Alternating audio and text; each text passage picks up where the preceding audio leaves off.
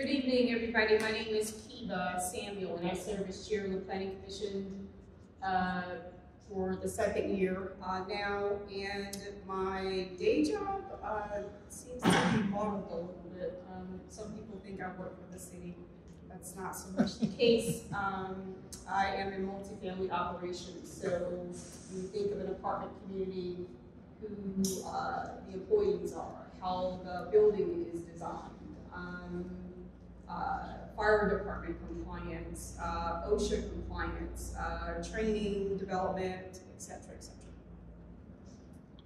Hi, I'm Clayton Seeley, Planning Commissioner. In my full-time job, in my free time, I'm the Senior Director of Marketing and Communications for the Mint Museum. I'm also a board member for the NODA Neighborhood Association, and I am the CEO and Chief Creative Officer of CLT Development LLC. So very interested in the city in a lot of different capacities, and that's why I'm here with the Planning Commission. Hello, my name is Courtney Rhodes, and I'm on the Planning Commission as well as the Zoning Committee. When outside of the Planning Commission, I work for Credit Karma, which is here in Charlotte. I'm a senior talent acquisition partner in the executive recruitment space. Good evening, my name is Andrew Blumenthal. I serve on the Planning Commission as well, and more specifically on the Planning Committee and also on the Executive Committee for the Commission. Outside of that work, I'm in commercial real estate here in Charlotte, born and raised here as well, and then also serve on the board of the Foothills Land Conservancy, which serves 8 counties just west of Charlotte, based out of Morganton, North Carolina. And I'll say one massive thank you now, but I'm sure we'll have another one. Thank you so much to Sustain Charlotte for helping facilitate this meeting, helping get through wonderful people here, and all the tasty food. I'll turn it back over to Ben. All right, and I want to thank our planning commissioners in turn for partnering on this event and helping to educate the public and the folks who will watch the video on YouTube to learn more about what the Planning Commission does.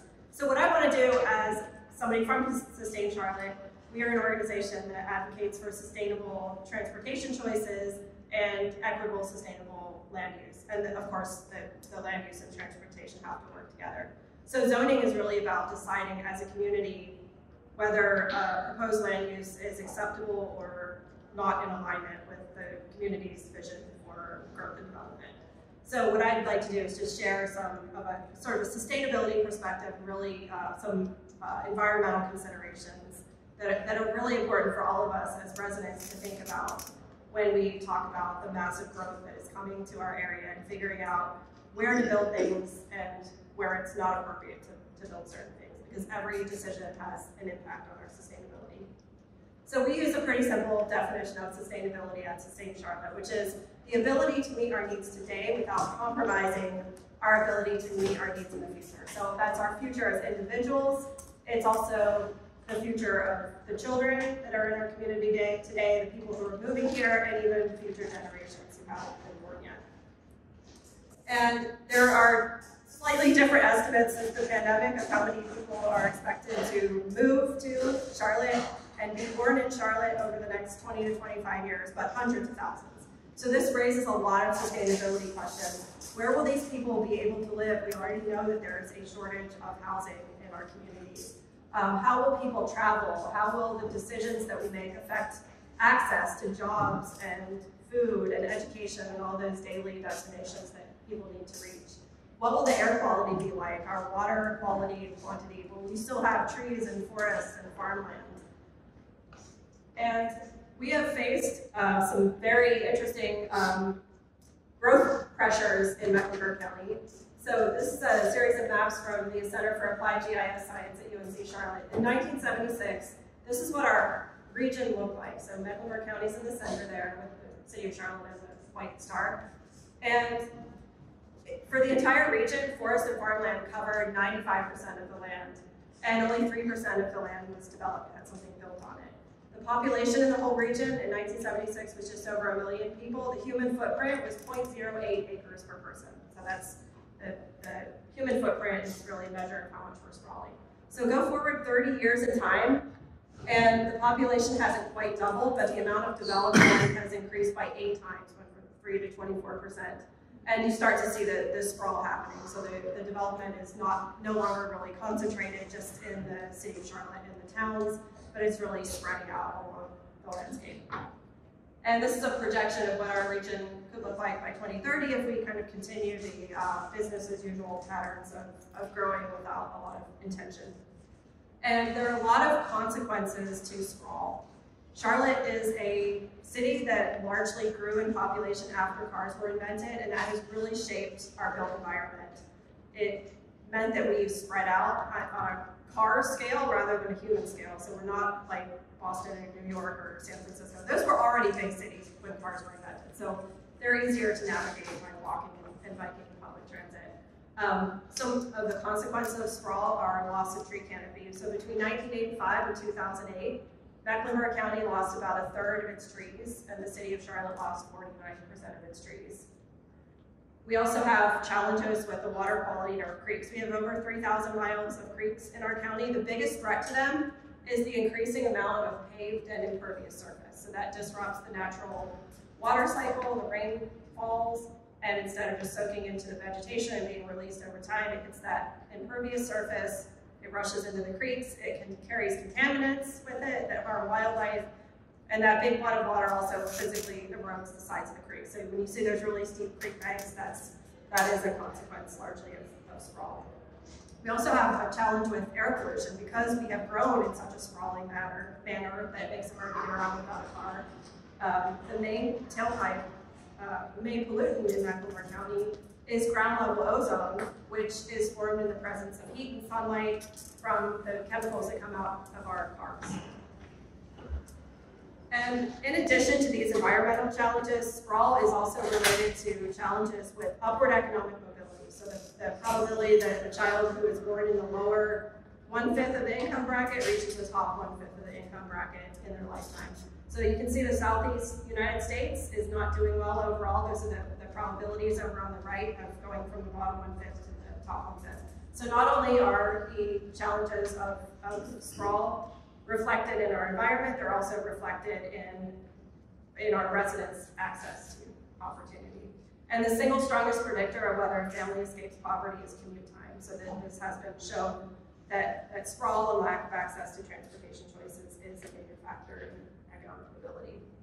So we have a couple of ways that we could go. We could continue to sprawl, which means that overall people need to spend more time getting to and from their daily destinations.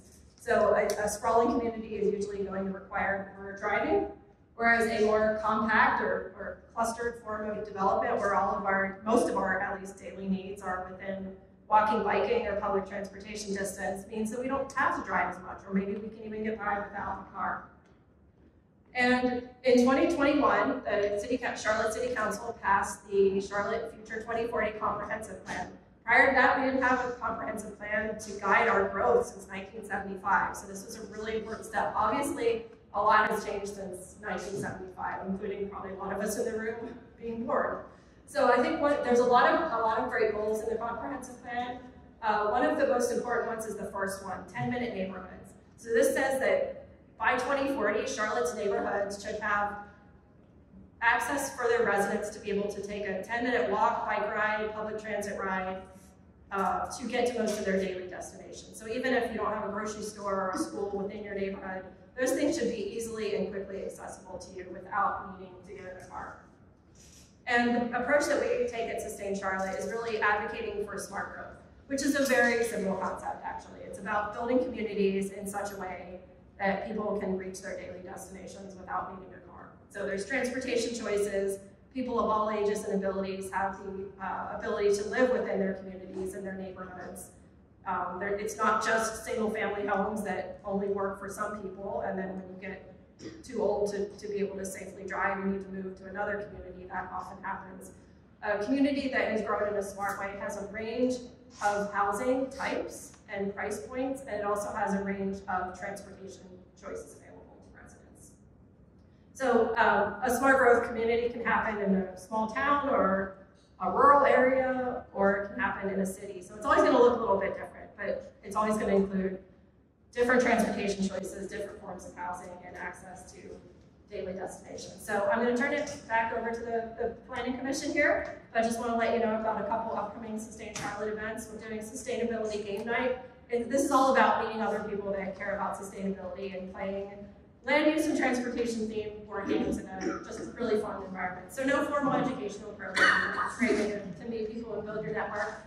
And then we're also hosting volunteer training. So if you want to help Sustain Charlotte at our table, our educational table, when we host or when we participate in community events, we'll provide a short training to help you to do that.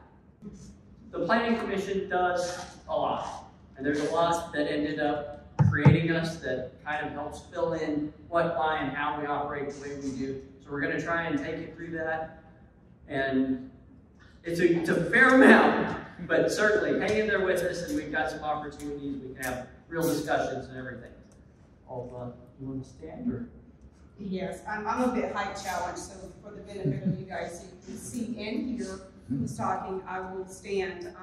The Planning Commission was created so that the county and the city can have a uniform way for the vision and outlook of how the built environment will look for Charlotte and Mecklenburg County. There is something that's called an interlocal agreement by the city and county. Each parties have to sign and agree on the duties and the charge of the Planning Commission. Some of those duties and charges include something that many of you are familiar with is hearing and deciding and making recommendations on rezoning petitions. You are familiar with the yellow signs with the blue Z on them, and it initiates or signals that something's about to happen in neighborhoods. So we advise City Council on those matters. We also advise and partner with planning staff on long-range goals as well in terms of planning and development. Things like the Unified Development Ordinance, things like the Charlotte Future 2040 Plan.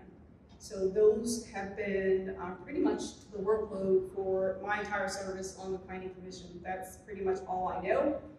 It is very important for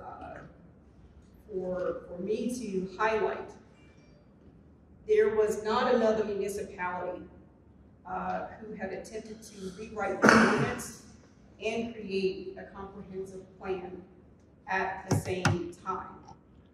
Yeah. Never had happened before. Charlotte was the first. I'm glad to have been part of that, but now I understand why it was so difficult. So I just wanted to reiterate that. It was quite a feat for the Planning Department and Planning Commission, and I just wanted to point that out. I want to back up just a little bit to the purpose of why the Planning Commission is actually here tonight. Phil pointed out that we've pretty much been parallel in our service, so we both are nearing the 6-year mark and are approaching our the end of our service terms for the Planning Commission. And about 2.5, 3 years ago, our frustration levels heightened as we heard from neighbors, usually through a rezoning matter, the feedback that your input doesn't matter, their feedback doesn't matter, City Council won't listen. Either that, or they were plugging in at a time that was too late in the process. We figured out very quickly that there are not a lot of people who are informed in those processes. There are not a lot of people who know the inner workings, what to look for, how to engage, when to engage. And we made it a mission to kind of resolve that in some shape, form, or fashion. So what you see today is probably the 5th iteration of us attempting to help solve that problem of informing the public so you are armed with information and can have a say in the built environment, what you see, what you live through on a daily basis.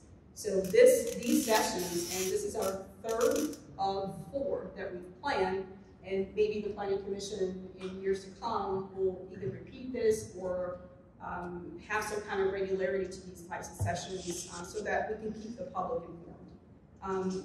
You know about the comp plan, you've heard about UDO, but what is land planning? What is development? What is it really about? What is it supposed to look like? And what is your part? And that's why we're here, to kind of help bring some understanding around that process. So I just wanted to back up to the purpose and history. I won't touch too much on. We're here because the city and county wanted to have some level set way of having one body to decide development matters for the city and county. We just make decisions and recommendations on Charlotte and Charlotte's ETJ only. So the towns of Matthews, Huntersville, Davidson, Cornelius, Mint Hill. Did you say Matthews? Pineville, thank you. They all have their own planning boards. So we make decisions and recommendations for the city of Charlotte and Charlotte's ETJ, Extra Territorial Jurisdiction. And I just wanted to add that. So that is literally everything that isn't city, but in the county, any of the cities or towns. So the Planning Commission is made up of 2 committees. There's a zoning committee, which you can watch with the city council every 3rd Monday, or they're meeting 2 weeks later. We'll get more into the detail of the timing of that.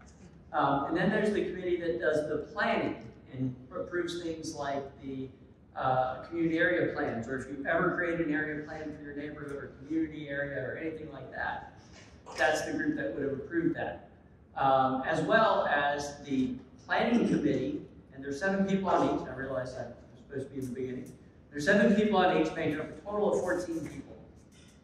The planning committee also approves the purchase or sale of land by a government entity anywhere in the county. This is why my first year on the Planning Commission, I voted to approve an ABC store purchase in Matthews. That really confused me, but the state law requires there has to be a public group that looks over land purchases and sales, land transactions that are done by government agencies. They're mandatory referrals, and the Planning Committee, when it sits, it looks a little bit like a rezoning. So every piece of parkland that we buy, like this, the Planning Committee takes a look at it on its way in the door. So and you can see, and I'll tell you, we have approved a lot of those over the last 3 years. Compared to the previous 3, way more. So these things in government move slow. So the Planning Committee focuses on all that, all the planning and all of what are the good ideas we're going to get in the works for next time. Zoning Committee spends an incredible amount of time looking, and especially when we have as many as 25 or 30 items on our docket, on our agendas as we do right now, looking at each of those, looking to judge does it fit in with all of those goals that we had up there, that Meg had up there earlier, and does this project help fill and meet those needs for our community? We'll spend time talking to developers. So sometimes people say we're in bed with the developers. It's not true, but they're the ones who have we're going to put in the money to do the building. We've got to figure out how to, and honestly, it's pretty fascinating because you might say, I know at least one project has bike racks. Because I said, why don't we put bike racks on this? And they said, oh, we'll put in bike racks. So it was like, at the time it wasn't required in the code the way it was written and everything, but it was a gym. I was like, you could at least presume someone's riding their bike there, all right? Is that in the new code? Yes, yes. I was going to say, I thought. That was on our old developing ordinance. I'm not going to spend too much time talking about the way we used to do it. We're getting better. Fingers crossed. So the Planning Commission as a whole meets once a month. The Planning Committee meets a couple of weeks later, does their business. The Zoning Committee meets with City Council, and then a couple of weeks later meets on their own. Outside of those official meetings that are notified and noticed and everything, we spend time trying to make sense of what we've been presented and what's coming forward, what zoning issues are coming up, and things like that. Now, frequently on zoning committee will mean you go look at the site. You'll actually drive out there and lay eyes on it. You'll look up the different documents around it and figure out what, why, and how. We'll dig more into that later. I think we're gonna kind of skip a few slides for the sake of time, and plus we've kind of touched on a lot of this information. I do want to part on the slide number 5. We're gonna skip that? Oh, no, thank you. Mythbuster. Yeah, you can't skip that. The Planning Commission is just a budget developer. So, we're nonprofits. We don't develop anything. Sometimes we can't even make money. Yeah. Many of the people up here, while there might be development adjacent, only one of us has ever been able to say that I helped build a thing.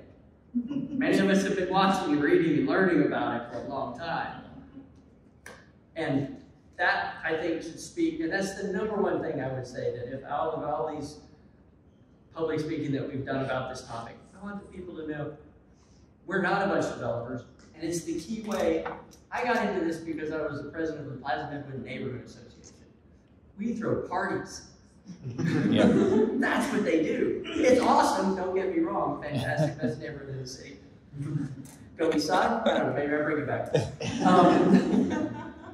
But it's the way community members can end up in a position helping frame this discussion. And I think one thing that I'll say to wrap up this particular slide is that we all have a different background and lens that we look through that complement one another. Not one of us repeats, I guess, on the Planning Commission. So there's a body of 14 people. We all have our different perspectives, ideas, and contributions to the Planning Commission.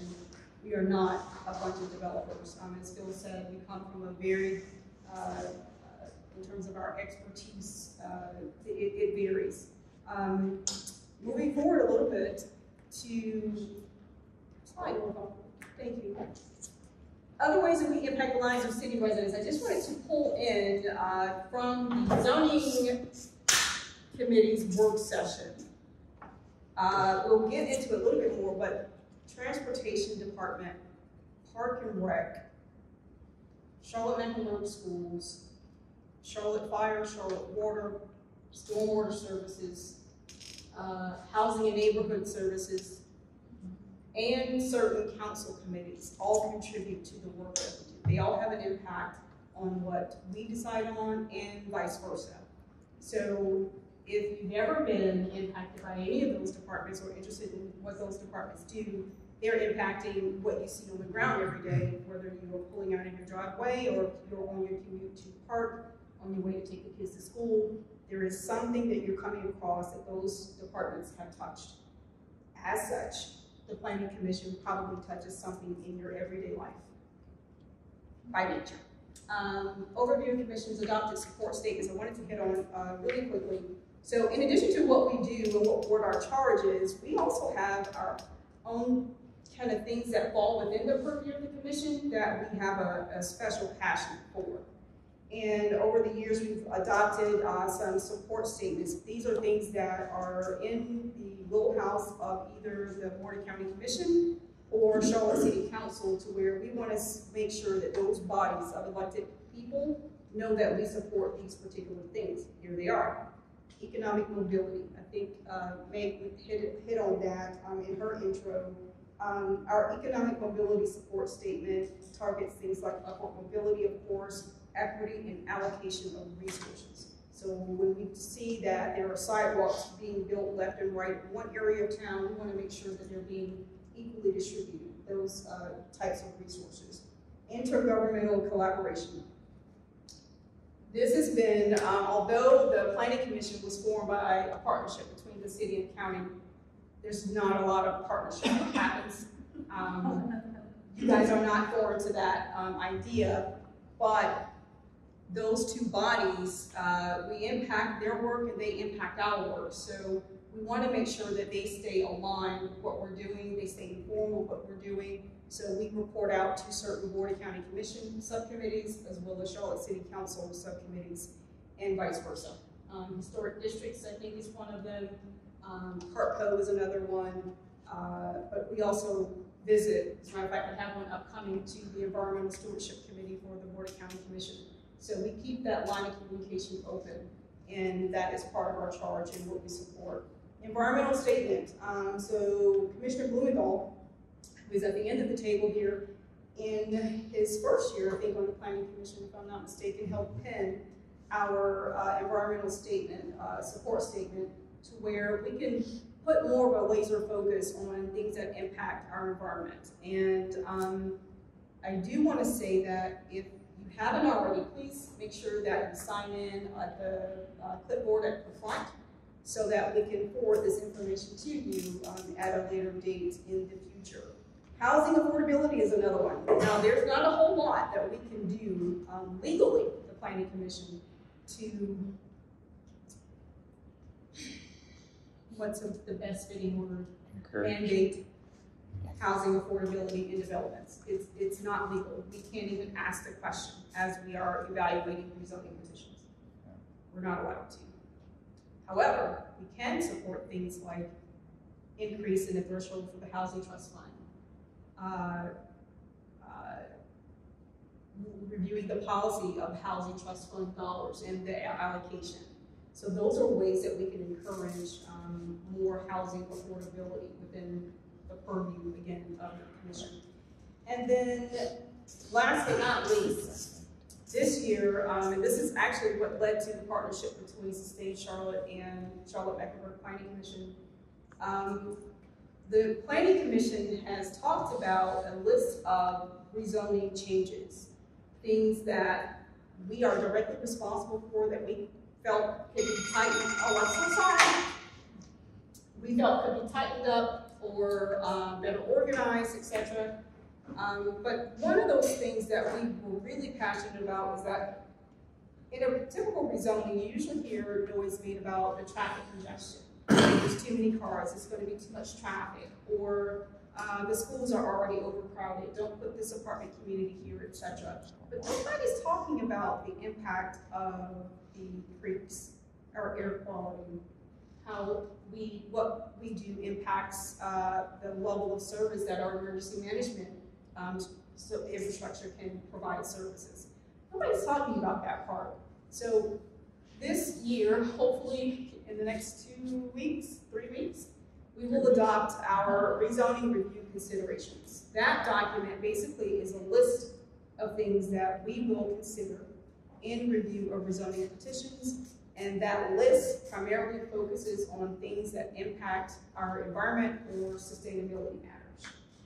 We want to kind of help bubble those topics up to the surface to make sure that we're keeping a laser focus on those topics as our city begins, actually continues its massive growth. And next slide. Yes. Just to add one thing to that as well, especially given the audience tonight and Sustain Charlotte's partnership.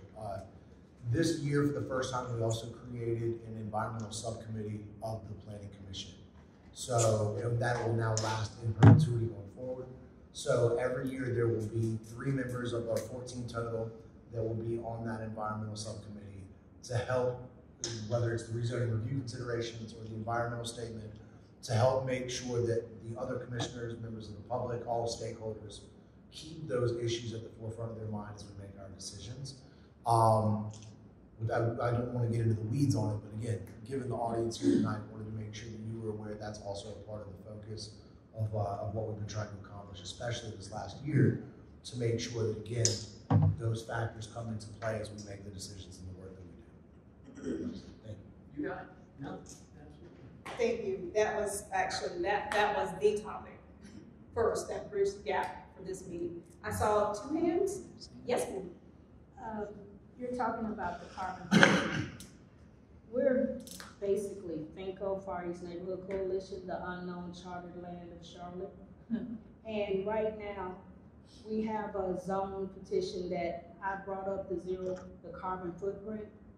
And because our lovely city council and the area that's being done is unincorporated, majority of them got up and walked away. So when I got up to speak, not only was I nervous, but then for them to walk out because technically it's not Charlotte, but you need the city's approval for the zoning. To me, it was a slap in the face. And how do we get the city, the zoning, transportation, CDOT, all to come in compliance even though it's unincorporated. Because, and then my commissioner, I sent him a letter, I sent planning a letter, planning said they forwarded to the correct people, but at this point in juncture, I'm guilty because I was out of town taking care of family. So I missed the March meeting. So when we went in front of them in May, it's basically decided. So how do you get in front of it, and then what is it, 150 feet from where the location is, but the people all in the area will be impacted? We don't have public transportation. And they use the line that we don't have sidewalks. I've driven through Charlotte that has areas that does have public transportation without sidewalks. So I'm not understanding the logic they're using to justify their insanity.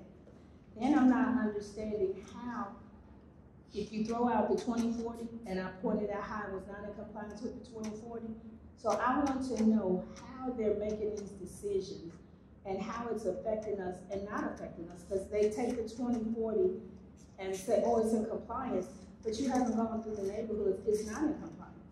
So I just need a better understanding of how, who, and how. Tell me your name, please. Patricia Campbell. Patricia, you are one of the reasons why we're here. We know that we vote for our council members and our board of county commission members, but they serve tens of thousands of people, usually all of them do. I want you to know that part of my passion for having a session like this is for that thing that you just described. I'm not equipped to answer your inquiry directly about the rezoning that you mentioned, but I can tell you that what we do does affect ETJ, and although ETJ, I live in ETJ, so a lot of people think that there is no representation on the planning commission for people who live in the ETJ, or ETJ, because they can't vote for council, they don't have a say, their words don't count, and that's certainly not true. Our information is completely public on the planning department's website, and I encourage you all to use it. Even if your council members don't reply or respond to an inquiry or concern that you raise, we can. We also have a say in what they vote on.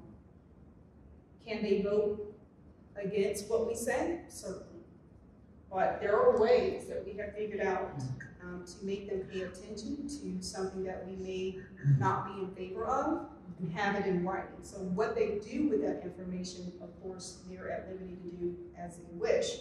However, I don't want anyone in this room or the city room to feel like they don't have a voice, or their words don't matter, or they can't have an impact. You can. So if you don't mind, hang back and we can talk a little bit more one-on-one on that particular rezoning, if you don't mind, and see what we can do to bring some resolution to your concerns. Was there another hand? That's okay, sorry. Move off of the topic. Yeah. Another hand? Let's, Blumenthal is going to do this next one. No, he's not. It's just a myth buster.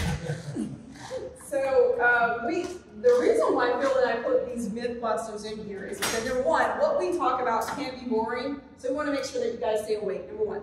But number two, there is so much misinformation about what the commission does, what we can and can't do, just in general, who we are not. So we thought that we would take this opportunity to do something fun to clear up some of those misconceptions. So this particular mythbuster says, Blumenthal, the Planning Commission just rubber stamps every rezoning. Do you want to reply to that or address that, please? Yeah, happily. I think that, I guess first and foremost, I would encourage you, all of our zoning committee meetings are public, right? They can be logged into through all the regular city channels for those meetings.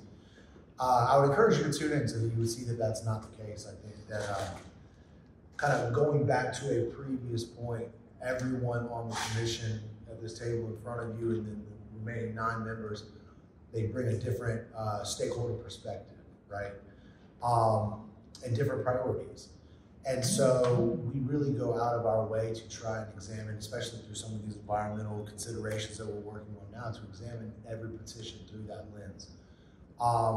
You know, one caveat to that, I will say, is that many rezoning petitions, by the time they get to us for deliberation, have already been very thoroughly vetted out. And so if they were complete nonsense to begin with, frequently they won't get to us, right? So you will see a large number of those petitions get approval. That being said, I think we are trying to be self-critical also, in the sense that we want to continue to increase the number of criteria and lenses through which we view them. One relevant one recently, very recently, one city council, 2 city council meetings ago about drive-thrus, right? You'll see several members on the commission that if a petitioner wants to drive through, especially if they're remotely close to the inner city, it's pretty much a non-starter, right? And so I would definitely push back on the theory that we rubber stamp any rezoning petition. And again, everyone has kind of a different set of criteria and priorities, and that's kind of one of the values of having 7 people look at each of them. And I think that is a perfect lead into our next agenda item, which is the rezoning process. A lot of people have questions around that, so this one is probably where we'll spend the most time. Can I say something? Sure. Back to what Patricia was mentioning, and back to what Andrew was mentioning about the lens. I love to hear from the neighbors. I love to hear how they feel, whether or not they approve it or disapprove it. And so, as Kiba mentioned, all of our information, our contact information is online. And so, when you go to the public hearings, the next 2 weeks, we have our zoning meeting. Those 2 weeks are very critical to flood us, you know, the neighbors from different perspectives. We read those, we respond to those. I've met with neighbors, I've met with the investors, I've met with both sides because I believe there's a compromise. Sometimes there's not, but most of the time there is. I think that just the lines of communication are 9 times out of 10 not open. So I would strongly urge you to push the developers to have conversations with you instead of coming in bulldozing. You have more of a voice than you know. So we listen to those. And I'd like to add one more thing before we get to your question. Sorry, unless your question is directly to her. Yeah, it's kind of directly. Okay. So I'm pretty new to the city. I've only been here for about a month, so I don't really have opinions on anything. You're pretty new. You're new. Yeah, very new. Welcome. Thank you for having me here. I'm very much so learning about the challenges and the things that Charlotte is excelling in. But I went to a meeting at the Children's Theater that you were at like a week or so ago, yes. And I'm here tonight. And you just mentioned that the planning meetings are online, but that by the time you're watching the meeting, things have already happened. And then what you were just saying, we can email y'all, I think is fantastic. But I guess I'm curious, as someone new to the city, where do I start? Like, when does the first meeting happen? Where should I go? I've got a slide for you. Oh, Yeah. great. And to get on that list too, that, I mean, I received so many Yep. things from my area. I got a list. I've got a slide for that. Yeah, and I just wanted to mention real quick, Kiba alluded earlier to the different stakeholders who we have within the community that we have conversations with. But one of the things that we do in our working sessions is we get presentations from the different services in the city to find out exactly what some of the stresses are, what the limitations are. I guess a few weeks ago we did a tour with the fire department to find out what it takes to service a skyscraper, what it takes to service a townhome, what it takes to service a home. And then we had a presentation from stormwater services, and that one was particularly illuminating. And I think that one of everything is going to guide my decisions going forward. So we're constantly learning with the community and making sure that we have all the necessary tools in our toolbox to check off those notes within the planning rezoning process that Kiba is about to get to. I'm sorry, you just reminded me, I just talked to Chief today, so number one, thank him for allowing us to tag along a couple Fridays ago. In ladder number 2 was the demonstration. So we asked Charlotte Fire to come to the Planning Commission to basically explain, out of everything that the Planning Commission does, what are some of the pains that you're experiencing that we can help resolve through what we do. And so they allowed us to kind of shadow ladder number 2 and do like a mock call for service. And that was very illuminating for me, but also looking back at the video that we were taking that day, ladder number 2 is who kept the crane operator alive in that South Park fire last week. And so to kind of see that particular ladder in action, it reminded me immediately that we can make a difference, because if that building wasn't designed properly, if the private driveways were too narrow for turn radius for a fire engine, those are all things that we have to keep in consideration. And that was just a stark reminder for me. So, Ms. Patricia, you had another question? For the new Civic Leadership Academy. Absolutely. Yes. Oh, yes. Who's taking it? I'm taking it. It gives you a great explanation of Charlotte, the ins and outs, aviation, fire department, police department. Everything. If you want to know about this city, I highly recommend seeing it. I just finished cohort 12. Fantastic. We're in there with Gary Trump. Gary Trump. They're trying to get on it for the longest, so there is a way. Me too. I know mine 3 times. I was in the 3rd class. All right. So one really awesome thing about our planning department is we own rezoning.org. Yes.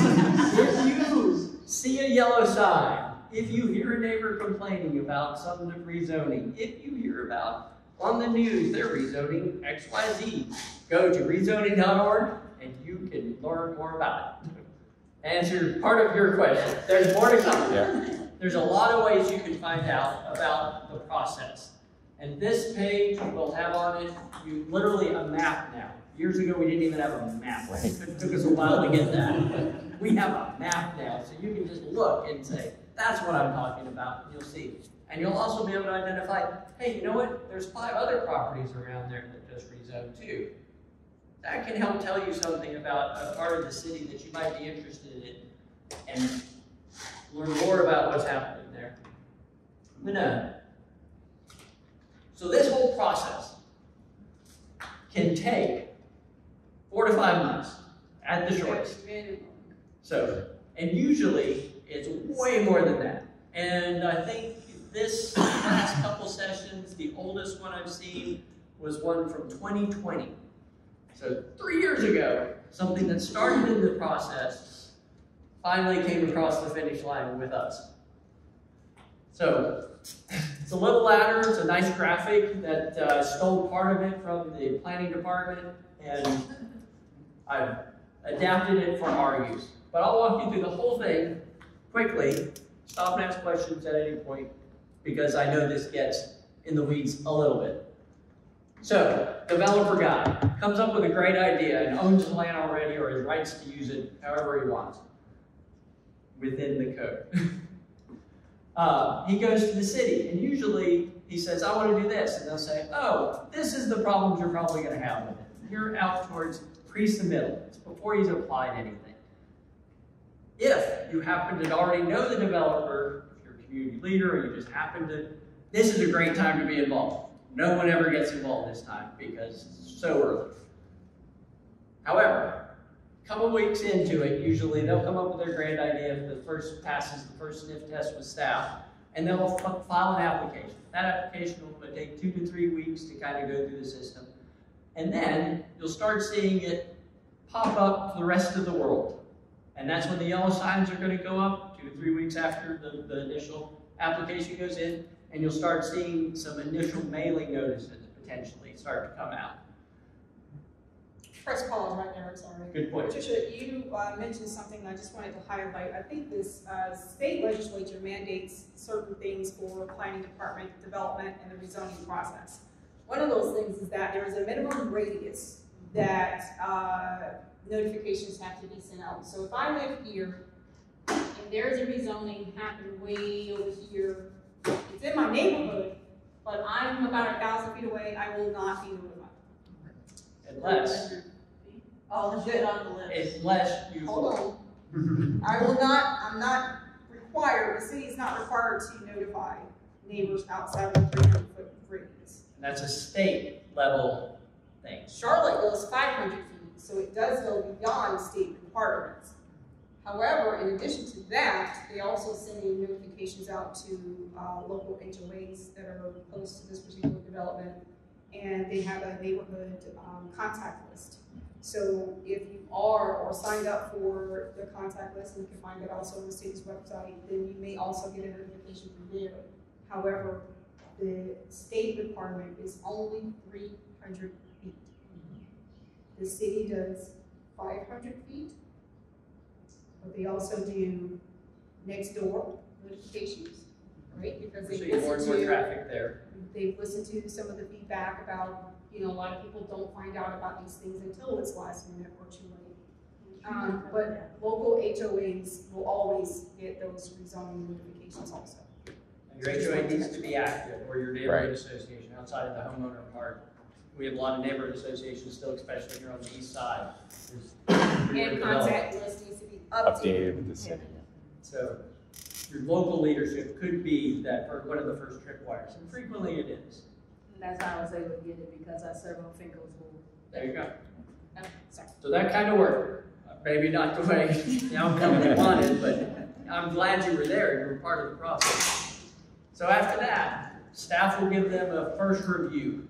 And so they look at the plans, they say, oh, is this going to work for fires? Is this going to work for... They start to ask some of those questions and address that. Meanwhile, the petitioner, which is what we call a person who wants to rezone, they petition to change the rule, or their agent, which is, if you watch government channel, the attorneys who get up and talk to us and everything, that's the petitioner's agent. So you might refer to them interchangeably. At this point, they're definitely going to send out a letter that says, hey, we're going to have a public meeting, which is swell, but they've all gone to virtual. That's a little frustrating. And frequently, they only have to send this out 2 weeks before the meeting. And that might mean that they dropped it in the mail 2 weeks before and said it has to be sent first class, but sometimes I don't know how. I've gotten things the day before the meeting, and it's like very frustrating to me. So it is better to get the email version by making sure you're on the contact list for your neighborhood and community. After which, they have to have that public meeting. This is something that's going to change a little bit with the UDO. That is going to become more of an information meeting, which in reality right now, no votes are taken. They don't ask, is everyone happy with this? So we include that in the UDO to help make sure that communities are being notified as this process goes through. So it still happens. Anyone who says they don't have to, that's not the way that the thing works.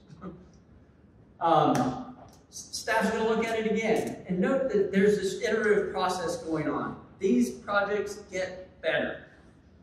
As a community leader, I've worked on some, and the developer or the person who owns it just wants it to stay one thing. I've never seen one not go through multiple changes. So then you're coming to the thing that's going to be really public. That moment in front of City Council, the public hearing, that frequently is the time the newspapers get wind of it, or the TVs or the bloggers, but frequently some of them are in front of the process. And you're going to have another piece of mail that goes out to those same affected people saying there's a public hearing. So 2 meetings, 2 different pieces of mail. But you might not look at it and think anything of it. You might just toss it. What have you. What is the public hearing in reference to how it impacts people in this room? The public hearing is the point where the public can sign up to speak as the City Council and Zoning Committee are hearing about the next basket, if you want to call it, an agenda of rezonings. So we'll see 25 to 30 that night, and if you object, or if you want to speak, a community said speak out in support every session. We also have communities that come and disagree, and that's what we need to see. And that's what city council at the end of the day, we're finding out in all of our years of experience. They sometimes need to hear and see that there is another voice on a particular. Now, be well informed. You can sign up to speak on the city's rezoning website, just the same one. That's the first slide. Feel free to sign up to speak. Know that you share the allotted time among anyone speaking against, and that the attorney gets it with our, pardon me, the petitioner will get a chance to respond to your comments and questions. I've seen things change though in the city council chambers where someone said, we need a different way, that road needs to go over here, and the petitioner's agent will do that. And it's, okay, well, it'd been nice if we had covered that earlier in a conversation like Patricia would like to have had. Or maybe you did have. And a pro tip is always make sure that you have it written out, more detail if you need, so you could always send it to them after if you get cut off, with your time. Yeah. I'm a pro at this. Yeah. You need to make sure you mail everyone. I mean, you could also need to send it to the clerk, and they'll help get it distributed if you're unsure how to respond to all that. But this is a key time. I think the one point that I just wanted to really reiterate here is the public hearing is your opportunity to talk to council. That is your opportunity to talk directly to council. You're doing it in a public setting, it becomes part of the public record, etc., etc. So they get to hear your concerns before a vote is made on it. So from public hearing to the time that they're voting on it, there's a whole month in there. So if they say that, Ms. Patricia, you have a concern about this development, or FinCo might express a concern about this development, you will hear Councilwoman Marjorie Molina say, hey, Mr. Developer guy, you need to get with the FinCo residents to make sure that you mitigate these concerns or address them in some shape, form, or fashion before the vote happens in 30 days. So again, the public hearing is your opportunity to talk directly to council members and to the zoning committee who sits directly behind council. Who comes to the public? Because it seems like even if like your property is not adjacent to the new development, you might still be affected by it. So like, how far outside of that radius do you get to the public? So they don't ask. Right. We have people speak from outside the county. You have to give your address if you sign up to speak publicly and everything. So just because at that point it's in the public record, they should. I don't know. I guess if you said something really bad, they should know where you live. But okay, because it's like something like half a mile down the road, where actually really does have a yep. The only thing I'll say that sometimes if you're out of district, if you're on the other side of the city, if you're sometimes it doesn't ring as true. So when I advise communities how to fight. This is let's wrap a little bit after. We'll tell you some real tips on how to. Eric just gave us one pro tip. We've got a few. Awesome. One pro tip is make sure you're watching the agenda that's published usually on Friday or Thursday before a Monday session. Yeah. So that tells you what council will be hearing come Monday. So 2 weeks after that public hearing, unless something goes awry, and sometimes they do, they'll defer because they're still working on it. The public hearing went so bad, they need more time to figure out how to fix the project or decide if they're moving forward. 2 weeks after that, zoning committee, Courtney and I are going to meet next Tuesday, and we're going to work on the most recent agenda that we'll get, mostly of things that we heard last Monday, the day before yesterday. And that is another public meeting. We don't have opportunities for the community to speak to us necessarily at that time, but you're allowed to be in the room. You can watch online. It's plenty accessible. And you will hear and see the debates that we're having as we make our votes. And our votes at this point go 2 weeks later, usually, back to City Council with a recommendation. Thumbs up, thumbs down. Sometimes we defer and say, you're going to have to come back next month. We can't decide. Sometimes we say yes or no, and the petitioner decides they're going to pull the project. So sometimes it never even goes to city council after we vote. Those are always interesting too. And then city council meeting, they're going to vote, thumbs up, thumbs down, sometimes debated. Very frequently you'll see they move through those quickly. That doesn't mean they're not paying attention to it. I'm not going to speak for every council member. I know many of them learn and understand what they're doing with their votes before. And a prepared council member, honestly, is a good council member, if you ask me. Don't want everyone deciding it right there live on the dais. That would be. They could also defer back. True. To you as well. Throughout this whole thing, very frequently, developers are changing their plan. That's a good thing. They're almost always going to be working to try and get it closer to something that gets more of us to say yes. Us, your community members, or us, the elected people who we all sent downtown. And that's key because they're trying to figure out how to make their project get through this process. That's why we need to have the voices of the public. I think the one takeaway that I want you guys to have after this particular part of the discussion is that this process is really long. As Phil said, there is a petition that they just made a recommendation on that had come at the beginning of that pipe 3 years ago and went through different iterations, constant staff meetings, things of that nature. We hear oftentimes that, oh, the rubber stamp idea comes because we say yes to a lot of things, right? If you're watching a zoning committee meeting, Phil just said that they might have 20 to 25 petitions to vote on in one night. A lot of it comes through not necessarily flying colors, but no opposition because all the checks and balances that have been done already in advance of that meeting.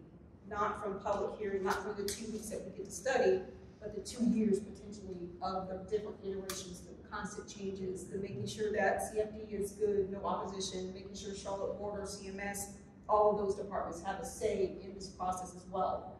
So you see a lot of yeses because all of those things have been done in advance of our vote and council vote. So it looks like a rubber stamp, but that's not what it is.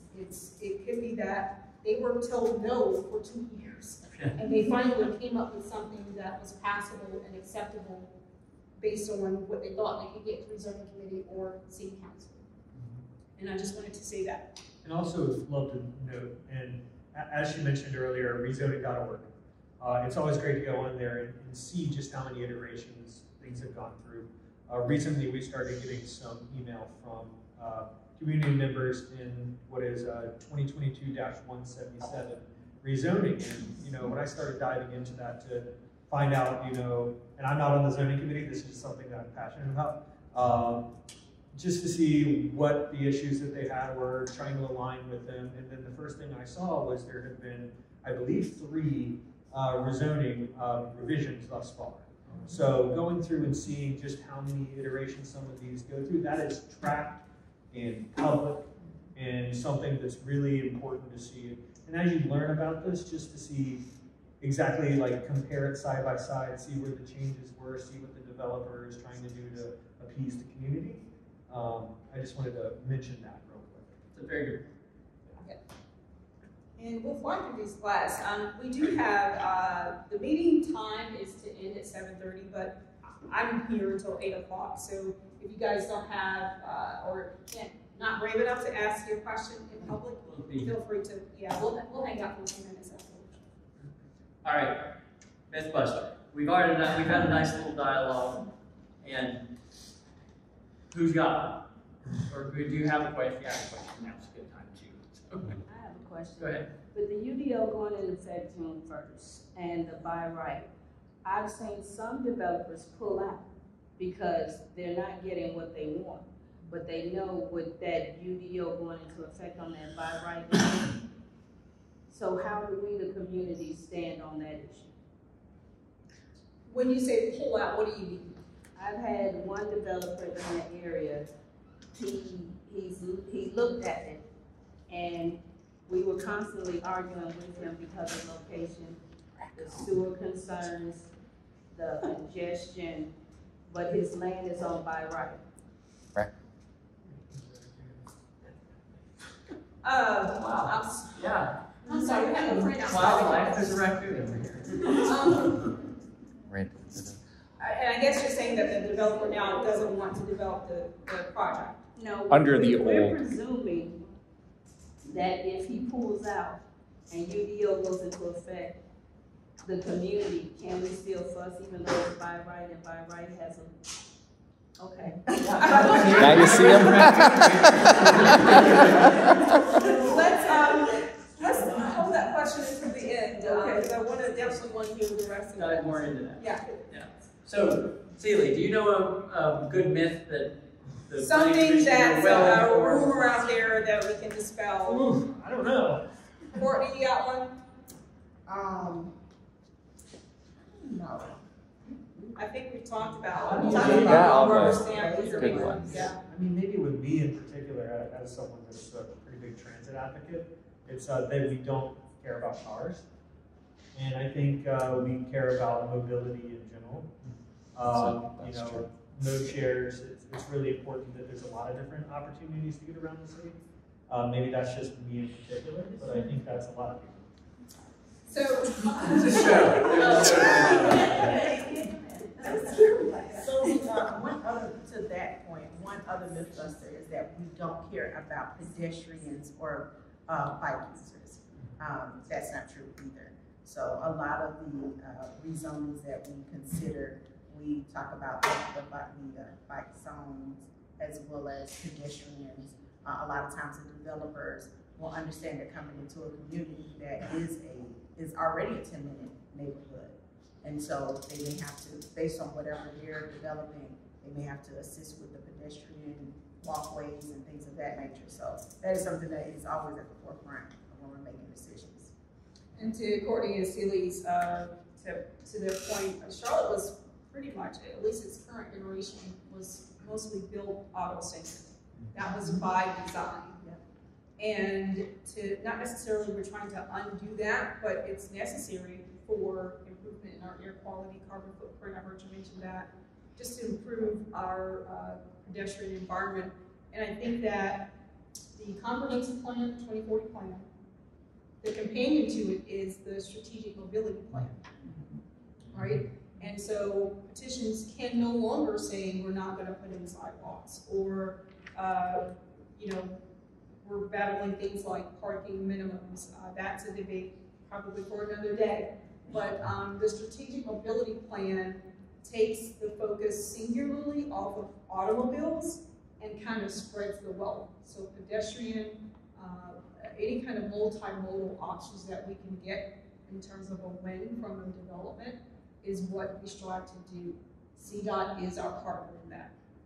Do you want to explain the difference between like those, what you just mentioned, like the difference between the comp plan, strategic, in terms of what those are to a developer versus what the old code that's going away and the new code is? Because I think for the public, they see these things passed, but they don't know why some are ignored and why some are not, and where we've been stuck in a transition period as well. I think that helps. This slide up. Yeah, that might.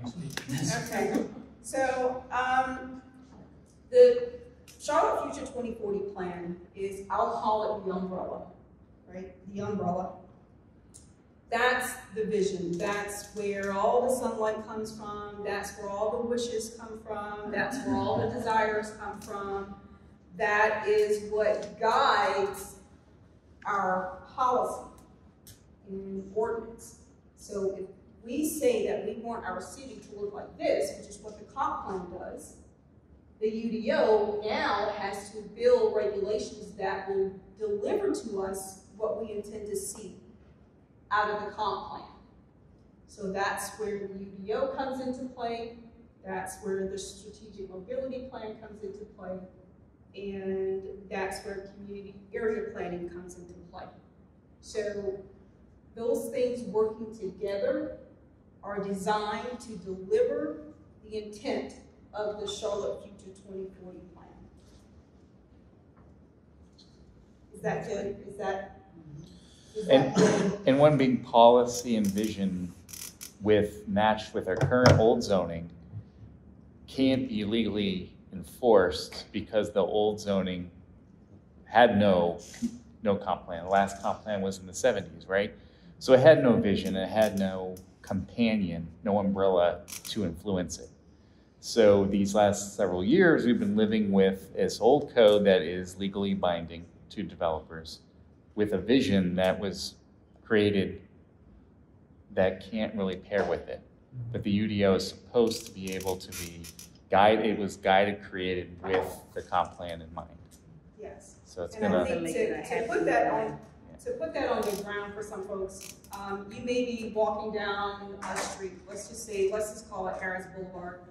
And Harris Boulevard might be as long as this table, and you'll be walking along, and then you'll have this 12-foot sidewalk here, and then it'll reduce to 4 feet, and then it might even disappear. This same sidewalk may be non-existent here, and then it'll pick up at 6 feet here, 6 foot width here, and then it resumes at 12 feet there. As we are reviewing rezoning petitions, the petitioner, the developer, is only required to put in that pedestrian infrastructure or mobility infrastructure for their specific lot. So you might have 100 acres in your neighborhood, but if a developer is only developing 10 acres of it, that's where you see the brand new sidewalks, the brand new curbs, etc. Now, sometimes CDOT, planning staff, and zoning committee might say, hey, you developer, you're developing in this 100 acres, but there's already 6 other developments happening here, so if you also want to develop here, then you've got to put in a street light 2 blocks away to help mitigate some of the traffic. So you'll see the mishmash, so to speak, that Eric is describing as we move to enforce development policy today or what would be on the ground today. But you can't undo the old just to get the new. It has to come from the development process. And that's when they implement that community benefits plan. Yep. And the catch-22 to that is the city will meet with the developer, and their community benefits plan had nothing to do with what would benefit us. So when we met with one developer, because FINCO is the new name, so the developer came in and we were trying to understand, well, who did you meet with if it's the community benefits for us that you decided that these benefits that you made are going to benefit us when you're making a road to a dead-end street that's non-existent, and they've made it quite clear it may be 20 to 30 years before our area comes in compliance with this 2040 plan, but you made it a decision that this is a community benefit. So how? So community benefits, it is not something currently that is within our wheelhouse or even the city's wheelhouse to mandate. Or there's certain categories that are a little bit more that the city can mandate in their wheelhouse, like transportation roads and stuff like that, to some degree. Yeah, so there are requirements for street width or number of parking spaces, for instance. And then if a neighborhood or a council member will say, hey, I'll approve it if you give FinCo what they're asking for. The developer might say, out of these 10 items, I'll give them 3, but I can't give them 10. Right. Or they might say, I'll give them 7, but these last 3 I can't do anything with. There's always a compromise. Oh, I don't have a problem There's with always the a compromise. compromise, I just but have a problem community- with the city making a community benefits plan for something to a dead-end street that doesn't have an opening. And even the developer said, I doubt y'all ever get that street open, but they asked us to make this street to this dead end. So how is that benefiting us? Okay, so that's not a community benefit. Exactly. And like, that's not a community benefit. It wouldn't be in a community benefit plan. Okay. Charlotte Department of Transportation, their job is to improve connectivity. That is part of their charge within the strategic mobility plan. Mm-hmm. So if you go into many neighborhoods in FinCo, they're completely enclosed. You've got usually one way in, one way out, or 2 ways in and 2 ways out. But they don't connect with the neighboring communities, so you're constantly going in and out like this to each of the communities. City Council has said, we need to help Charlotte Fire because it costs them minutes to respond to Ms. Patricia. Those minutes can save her life. If you were to design the streets like this, you notice that there's no more cul-de-sacs, right? There's no more cul-de-sacs. They're not built today. So I think what you're referencing is what we call a budded street, to where there's a future connection. That future connection may not be made for another 2 years or 32 years. It all depends on when that piece of land that's abutting that budded street will be developed. That's up to private ownership. So if Clayton has his area of land and he sold it, and now there's 100 homes on 40 acres of his land, he's got to build a certain amount of butt streets to my property. But I'm not going to sell my property. I'm not. I have that right as a private landowner. You know what? Thank I'm you not for going to sell explaining that. Because see, when I ask the question, everybody looks like a deer in headlights. I'm like, explain it to me so I can understand. You just need an explanation. CDOT understands, and this happens all the time. I might say that today, but I'm going to die someday. And then my kids are not going to understand the importance of land ownership, or they're going to see, hey, this is a good time to sell. When I do sell, and the developer says, hey, I want to do this, they're now required to open that butt street and continue it through that next development. And then it'll happen in the next, in Phil's land. Okay. Right. So that's the definition, so when I say that's not a community benefit, it's not a slight. It's not a benefit because it's a requirement. Right, and in an abstract way, it is a benefit to the whole community because it's less tax dollars that our property taxes would have to go to the city to build a road connection in the future, because now the developer has already thrown in half of it, and another one hopefully will. So in a way it is. And hopefully the other benefit that's not probably a forethought is the interconnectivity between neighborhoods. Right. Understood. And because of the impact fees, that lovely lawsuit of real estate, North Carolina lost out. And to me, that's my opinion, after they won that and state had to change the laws, developers saw us as the pot of gold. That is true. Elections are lovely. Let's work through the last couple slides. I mean, it sounds like we might have a few other topics we could talk about after the meeting. Feel free, like she said, we'll be sticking around. And I understand some people might need to leave, so feel free to go and also take some food with you. Yes, please. We only have 2 more slides. Yeah. So right now, the community area planning process is happening. Different parts of the city we broke up the entire county into 15 different areas. 16. 15, thank you. See, Uptown gets its own, and they just did theirs, so they don't get another one. So we're doing these 14 community area plans all over the county. That's a lot of work. City staff were like, fastest we can probably do it is 12 months. So you're going to see over the next few months and the last couple, different parts of the city are going to have these series of meetings to talk about community area plan. Community area plan, we used to call like local area plan or a pet overlay of Plaza Midwood or what have you. Uptown Charlotte has their own overlay. And what it is a community coming together and talking about what goes in that area. What are the things? Now we did this as we created the policy map where we said, what's the big picture for Charlotte? But we did not do it to this level of detail. So there will be opportunities wherever you live in the city. My #1 tip would say, go to, oh shoot, it's not on this slide. It's on the next slide. Yep. There it is, right? CharlotteFuture2040.com. It's like, it wasn't there. Yes, thank you.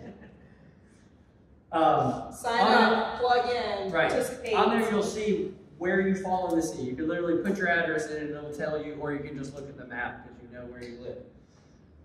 There'll be when your workshops are happening. If your workshops have already happened, that's okay. The city is doing these monthly library hours. I know there's one in the Plaza Midwood Library every 3rd Wednesday. Go there. here. You can talk to them about any area in the city. If you have concerns, questions, hey, there's this thing at the end of my street. It looks like it's going to be this. When I looked at the map, it said it's going to be even bigger. I don't want that. Go tell them. I mean, this is a community outreach process. They need and want to hear from all of us. So again, the comp plan is the umbrella, and the community area plan kind of drops us down from 30,000 square feet or 30,000 foot view down to a 5,000 foot view. On the ground, what do you want your neighborhoods to look like? The community area planning process is where you go tell those planners, this is what I think my community can benefit from. This is what I currently don't like about what's happening in my community in terms of development. Here's where I want us to be 10 years from now. This is your opportunity to have your say. And it includes the ETJ. Nobody should think, because they don't have a city council person, that they don't have a voice in this part. This part is how we plan 10 years from now, as she said. So, key takeaway. And also, just the note right here on social media at CLT Planning. Give that a follow. Give it a notification on your phone or a reminder, just so you know when to actually participate. And if you are in a neighborhood with a homeowners association, make sure that this is on their radar as well, so that you can bring out your neighbors as well. This is a great opportunity for everyone to have their voices heard. Yes. Quick question is, for like the planning meetings and stuff, do you have to be like actually in that neighborhood? Because I'm kind of on the border of a couple different groups, and yeah, I'm in one, but can I give input for the ones that I'm I attend both. Tell them where you're from. So I mean, and I might work in one and live in another. Yeah, it's a whole other. Your feedback is still valuable. And I can speak to that a little bit more as well. I live in Newton. For some reason, the planning department separated my neighborhood into two. So I live just on the other side of the blue line in what people might not consider NODA, but is NODA. So I will be attending both of those meetings. I also am the chair of the vision committee for NODA, so I will be working with neighborhood leaders in the area to make sure that we are all at both meetings. So the wonderful thing about community area plans is it splits this 300 square mile city into 14 areas. So there's a pretty good chance that you might be in one area and then have some interest in another. But they've done a decently good job knitting it all together. So, with the exception of my neighborhood. That's not true. Glasgow is also split. Yeah. Okay.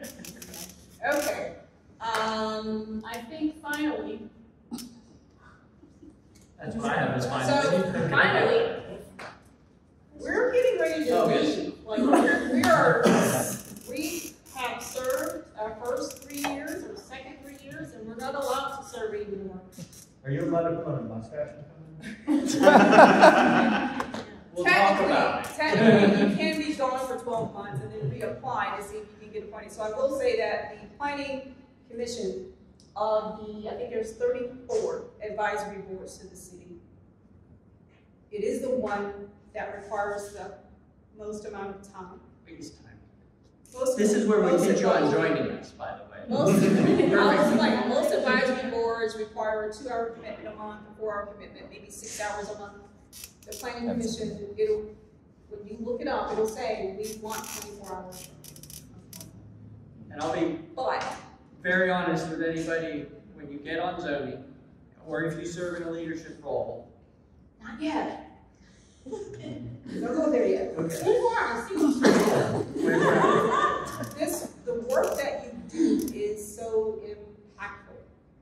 Like to be able to drive down 50 different streets and see something that you had a say in, or you made a change that was positive for your community. The work that you do in that 24 hour, sometimes 54 hours. No, now that we are beyond UDO and comp plan, because it was a full-time job at that point for anybody that served on executive committee. It's constant work in emails, meetings, campaigning, work emails, meetings, campaigning. That part is over now. We're kind of settling. So we're closer to the 40, I'm not sure. But this work is very important. It's very important. In order to serve, what's a prerequisite? Anybody want to volunteer? Resident. I'm sorry? Have to be a resident. You do have to be a resident. The county, not Charlotte. Oh. Anywhere in the county. We have had people serve on the planning commission who are technically residents of Pineville. You do right now. You directly do. What else? What else is Sure. another prerequisite? Thank you. A passion? Free time? Is it 40 to 50 hours? I don't know about free time. You do have to be willing and to have the interest, for sure. But you don't have to have a specific background. We've had social workers, we currently have a lawyer who doesn't deal in land use at all. We have Criminal defense. What's he doing here? There's someone from every walk of life who has an interest in land use, land development, and land planning. Why? Because you live it every day. Back to the CLA pitch. This is normally where I throw it in, by the way, so thank you. If you complete, the planning department has their own planning academy, thank you. It's mostly online. It might be all online still right now. They're back in person. Right. Last year they did it in person. Perfect. The Civic Leadership Academy through Housing Development Services. That's not right, but anyway. Housing neighborhood. Housing Neighborhood Services, that's it. Wonderful people there. These are all things that can go on that application. There's a little checkbox. You can say, I completed the CLA even on the application. All of that helps. Becoming more informed, becoming a community leader, or honestly, just getting involved enough in this process. If you start attending these meetings, you're going to figure out if this is something you want to be more involved with. So I would encourage everybody, if this is something that is an interest of yours, come on out, start talking, start to understand more and why, and also make sure you understand how the other parts of town are doing things. Because we're not one big family necessarily. There's the crazy people out west, there's the people up north, I don't even know what they're doing down south. I mean, when you're filling out the application, be sure to really tell them about yourself. Don't just say yes. Yeah. Answer the question. So I've sat on decisions for the CLA, and it's really clear that some people are just checking boxes and moving on. And I've reviewed for commissioners, and some people are just hitting it from one perspective. And what we really would like to see is people with multiple perspectives. Having said that, although I'm wrapping up, just to respect the time of the Eastway Rec Center, we're very gracious to Deputy County Manager Leslie Johnson for allowing us the space, and the Park and Rec Department. But we are here for the rest of the night, and I don't think that they will be rushing us out necessarily. I'm going to give Eric and or Meg the opportunity to close us out, but I will hang out as long as there are questions. So I thank you. Just one more thing to add, and Courtney did address this earlier. But Courtney and Clayton, all of our contact information is online. And unlike some other, we aren't elected, unlike the elected officials, in most cases, and speak for myself, there is no gatekeeper, right? If you email me, it goes straight to me, right? Not your secretary. Exactly, exactly. So to Corey's point, we want your feedback, right? It's not a burden. We truly want it. It does inform the decisions that we make. So again, please do not hesitate to reach out. Clayton, Kiwa, and myself, right now we sit on the planning committee. We don't have the opportunity to vote on rezonings. That doesn't mean that we don't get in the ear of those that do, right? So please do not hesitate. All of our information is public, and if, like I said, if you email us, it goes straight to us. So please take that opportunity. I think we skipped this when you were talking about the structure of the planning commission. So Blumenthal just explained that we're not on the zoning committee currently. In the 3 years, or for us 6 years that you serve, you alternate committees every year. So you get experience on both. Thank you again, everyone, for coming out and for listening. Who learned something tonight? Awesome. Awesome. Our next one is June 8th. I'm proud to work with children for already knowing all this. Thank you. Not surprised. Let's give our planning commissioners a round of applause.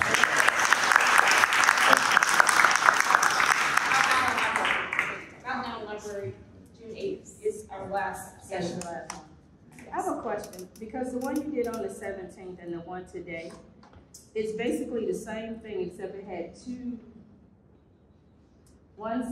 See, my internet's not working because I left my phone, so I can't use my hotspot. But the one for the 17th, I think it said local, and the other one said something else. So is the one on the 8th the same as this one? Yeah, all 4 of them are the same. Okay, well then I can take myself away. Okay. Minus us, we won't be at that. Well, please. And this is sustained presentation wasn't that nice too, to help kind of pull it all together. Just one. Any presentations from them. Yeah, one thing to add, because you mentioned all the other city academies and planning and learning. We also have our own impact academy in the fall. We usually do it after the planning academy, but it tries to get folks, and we try to share that list so we get the folks who maybe went through that academy to go through and see what smart growth is, because that and transportation being coupled together to make sure that you have that knowledge as well. Maybe missing. We'll do that probably at Camp North End in the fall, October through December. And also keep an eye on your Sustain Charlotte email for our newsletter or social media. Hopefully by the end of this week, we should announce the date of the event that we'll do in June with the planning department staff. That will be an opportunity for you to learn more about the next steps in the UDO implementation and the community area planning process. And another chance to give your input for that community area planning. Yeah, because the east side is all the way in October. Right, and so this is an opportunity for the folks who haven't gone, or if you already have gone, to be able to have another interaction with the planning staff. And if you have anyone at home that would like a plate of dinner, feel free to.